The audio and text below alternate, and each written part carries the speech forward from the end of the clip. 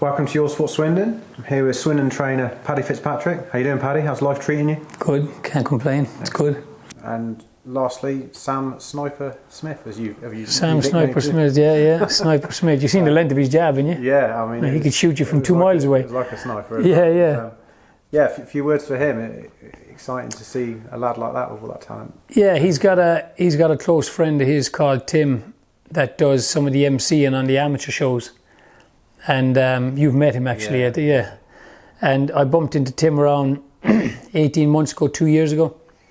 And he said to me, I have this dude and he really wants to turn pro. He said, would you have a look at him? And I said, I'll have a look. But I said, does he realise what's involved in turning pro? Or does he have this vision that it's going to be all roses? And he said, well, if you can get together and have a chat and let's take it from there. So we talked once or twice, me and Tim, when we bumped into each other.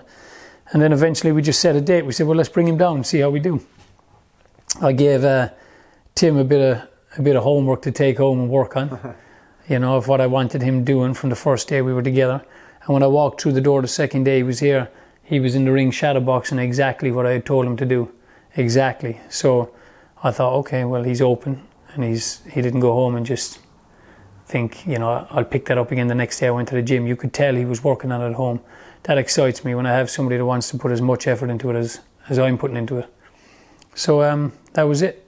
I told him the deal that I was offering, what I think the way it should go and the way we should run his career.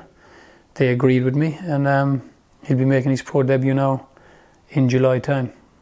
So by Christmas I'll expect him to have 4. Yeah. And what sort of level do you think he can reach? I know it's very, very early days. But very early. Excellent technical. So far he's sparred Nathan, George, Duke. He's sparring Rabrasi on Friday. So he's, 3 months we've been together. He's been sparring high level guys. You're going a similar way to the way, you nurtured Luke in many respects. Yeah. He's, if you can get them in these emotional pressure situations in training, then you will grow confidence from it. You can't help it. And then when you sit down at the weekend and watch those guys on TV in their fights, it's been sparring. Sparring is totally different to a fight, but you also know that you were in there giving them men good work. So you know it's within you. So now it's about nurturing him to fully believe and know that he can go and do that for 12 rounds under pressure and make adjustments every round if he has to. Because that's all you're doing when you take a guy that can fight from the amateurs and take him to the pros. You're making him, realise that the technical adjustments you need to make.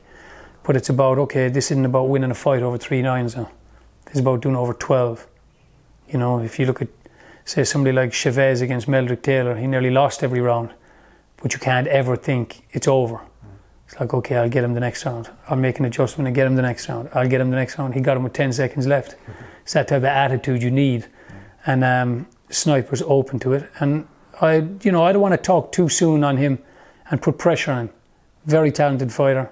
Again, if I'm doing my job right and he's done his right, he'll go far with it.